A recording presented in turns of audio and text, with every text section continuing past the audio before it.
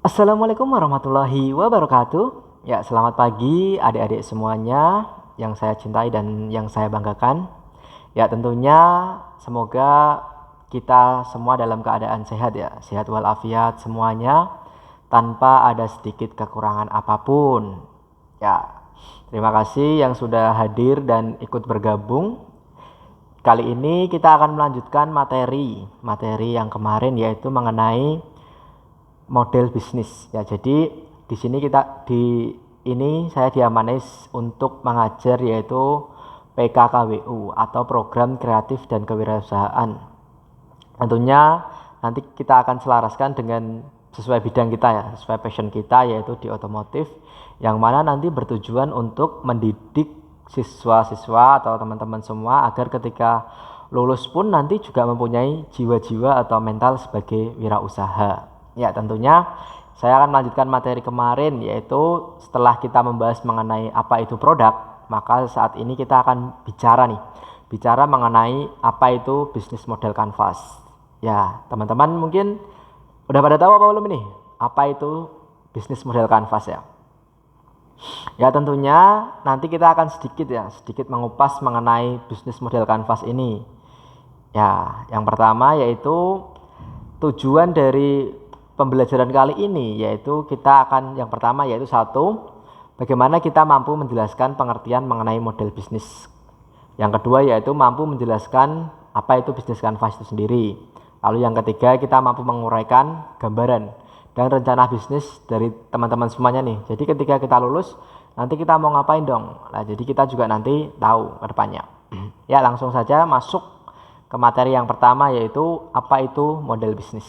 Nah, secara umum model bisnis ini dapat didefinisikan sebagai, yaitu bisa dilihat ya di slide, yaitu menjadi tiga kelompok awal. Yang pertama, model bisnis dapat dilihat dari komponennya atau elemennya atau sebagai sebuah cara kepada kita untuk membuat bisnis ini mau kita apakan toh, bisnis ini mau kita bawa kemana arahnya. Lalu nanti kita juga akan mengetahui nih komponen-komponen apa saja toh, siapa yang terlibat dari bisnis kita. Yang pertama yaitu siapa yang melayani, siapa yang akan bekerja, siapa yang akan mengurusi ketika kita ingin memulai bisnis ini. Lalu apa yang coba kita jual, apa yang ingin teman-teman tawarkan kepada para customernya nanti. Apakah nanti ketika kita mau jualan oli, jualan spare part, jualan onderdil dari bengkel, atau bahkan teman-teman punya passion lain nih di luar otomotif. Nah, itu juga bisa kita kembangkan.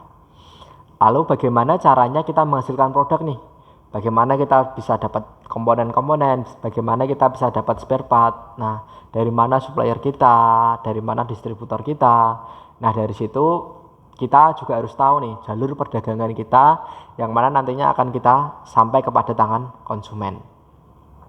Lalu, bagaimana caranya menghasilkan uang? Nah, ini merupakan kendala yang terkadang ya berat. Ya, katakanlah kenapa? Ketika kita sudah berhasil membuat suatu produk, suatu barang, kita punya jasa, servis motor atau bengkel. Nah, terkadang kita belum tahu nih bagaimana bisnis kita ini bekerja untuk menghasilkan uang. Nah, di situ kita juga harus mempelajari nih bagaimana cara mendatangkan customer untuk masuk ke kita. Lalu bagaimana caranya kita membedakan pesaing kita nih. Nah, tentunya di bidang otomotif ini kan sangat banyak sekali ya pesaing-pesaingnya ya. Ada yang resmi, ada yang biasa, ada yang pinggiran. Nah, bagaimana kita membuat sesuatu itu agar apa yang kita tawarkan ini punya daya saing tersendiri kepada konsumen. Nah, yang selanjutnya yaitu mengapa kita perlu model bisnis. Nah, ini merupakan PR terpenting. Jadi ketika kita sebelum masuk memulai bisnis, kita harus tahu dulu nih, mengapa toh kita itu perlu punya sebuah model bisnis. Yang mana nantinya tentunya ini bisa menjadi acuan, bisa menjadi visi kita. Yang pertama yaitu berfungsi untuk satu, memudahkan kita untuk rencana dalam pengambilan sebuah keputusan. Nah, misal saat ini kita harus membeli satu unit kompresor. Nah, kira-kira butuh enggak ini kompresor? Nah, kita harus timbang-timbang lagi. Oh, ternyata memang butuh ya. Nah, berarti kita harus beli. Lalu yang selanjutnya yaitu menguji konsistensi hubungan antar komponennya. Jadi kita tahu enggak nih hubungan antar komponen masing-masing saling terkait apa enggak. Ketika kita beli kompresor, nah apalagi ketika kompresor itu memerlukan apa toh untuk bekerja. Nah selanjutnya yaitu membantu menguji pasar. Nah, bagaimana nanti pasar itu menerima enggak ketika kita sudah membuka suatu bengkel, kita jualan spare part. Nah kira-kira pasar itu mau nggak beli ke kita? Oh ternyata kok kemahalan atau ternyata kok kualitasnya beda. Nah ini harus menjadi PR bagi kita nih. Apa yang harus kita evaluasi dari apa yang sudah kita buka. Lalu selanjutnya yaitu menunjukkan seberapa efektif suatu perubahan yang dilakukan. Nah kita efektif enggak ketika kita pengen membuka bengkel kok ternyata bengkelnya itu di pelosok. Nah itu efektif apa enggak kira-kira. Nah nanti harus kita pertimbangkan itu. Nah terus selanjutnya yaitu bisnis model kanvas ya. Ini saya ambil dari pengertian dari salah satu buku yang saya ambil yaitu dari Osterwalder tahun 2010 yang mengatakan bahwa kerangka bisnis model itu mempunyai 9 kotak elemen yang mana nantinya di 9 kotak itu bisa kita isi atau yang memudahkan. Mungkin nanti di pertemuan yang selanjutnya ya. Di pertemuan yang selanjutnya kita akan belajar untuk mengisi dari model dari bisnis kanvas tersebut. Ya karena apa? Karena ketika kita udah punya ini tadi, punya rencana atau istilahnya blue map ya, roadmap kita itu udah ada nih. Nah nantinya kita bisa langsung masuk atau melihatnya atau buku panduan. Nah istilahnya ya buku panduan kan. Ketika kita beli motor apapun ya kita juga perlu buku panduannya yang kita baca. Nah mungkin itu sedikit pengenalan dari bisnis model kanvas. Nah mungkin kalau dari teman-teman ada yang ingin ditanyakan, monggo silahkan.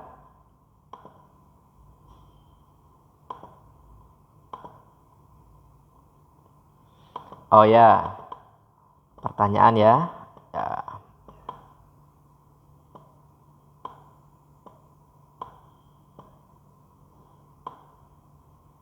Ya, langsung saja. Kalau mau ada pertanyaan bisa langsung ditanyakan.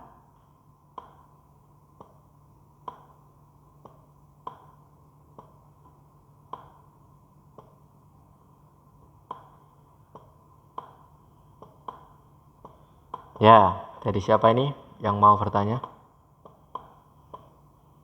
Oh ya, banyak materi kemarin ya soal produksi ya. Ya, jadi bagaimana indikator sebuah keberhasilan dari sebuah produksi? Wah, apa ini kira-kira nih? Yang pertama ya, jadi kemarin kan sudah dijelaskan ya mengenai indikator keberhasilan dari sebuah produksi. Ya, yang pertama yaitu produktivitas. Ketika kita produksi, kita itu mampu menghasilkan berapa unit yang kita mampu hasilkan dalam waktu, misalnya katakanlah 1 jam. 1 jam kita mampu menyelesaikan berapa item, berapa unit kendaraan yang bisa kita servis dalam waktu 1 jam. Nah itu jadi salah satu PR pertama untuk sebuah produktivitas. Lalu kapasitas, misal katakanlah kita mau bikin bengkel tadi. Nah kapasitas dari motor atau mobil yang masuk yang bisa kita tangani itu berapa kapasitasnya, misal katakanlah 4, 5 atau bahkan lebih 10. Nah itu kan berarti juga menjadi salah satu PR terbesar atau indikator terbesar ya. Lalu yaitu kecepatan, entah itu kecepatan pengerjaan. Oh ketika kita mengerjakan kita bisa selesai dalam waktu 30 menit, 1 jam udah selesai. Jadi nggak perlu waktu lama untuk menyelesaikan pekerjaan ini. Adapun nanti kan juga ada pekerjaan ringan, pekerjaan berat. Nah maka bisa enggak kita menyelesaikan dengan waktu yang cepat. Ya lalu kualitas. Nah kualitas ini penting. Nah terkadang jangan cuma cepat aja, namun kualitasnya buruk. Ketika diservis besoknya rusak kembali. Itu kan ya malah gimana ya?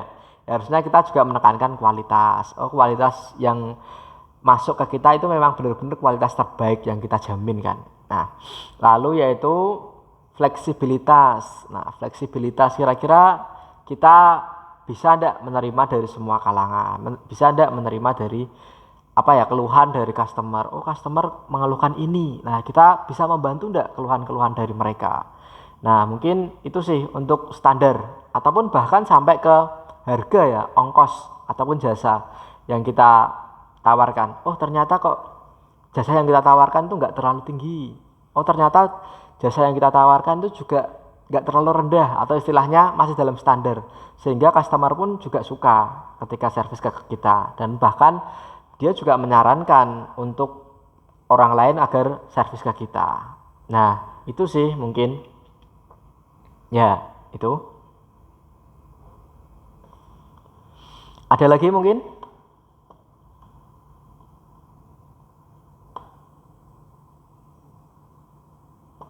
Ya, ya udah ya, karena udah waktunya, ya mungkin itu saja sedikit materi yang kita bahas untuk hari ini.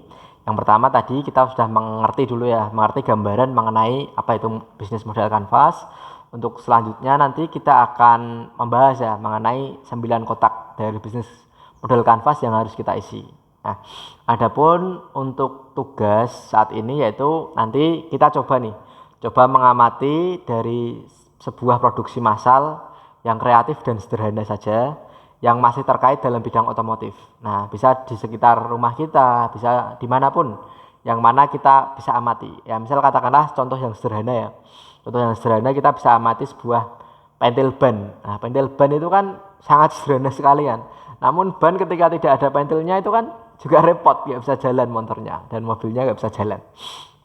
Nah, di sini nanti teman-teman bisa mengamati ya, mengamati sederhana mengenai apa yang ada di sekitar teman-teman mengenai otomotif. Nah, tadi contohnya ada tutup pentil ban yang bervariasi atau bahkan baut atau bodi sepeda motor. Nah, itu bisa teman-teman amati. Nah, nantinya kira-kira analisa apa toh? Nah, analisa apa yang setelah dari pengamatan kita apa toh kaitannya dengan produksi massal? Ya, gitu ya. Paham? Ya, ya. Ya jadi sederhananya kita mengamati bahan-bahan atau benda-benda otomotif di sekitar kita.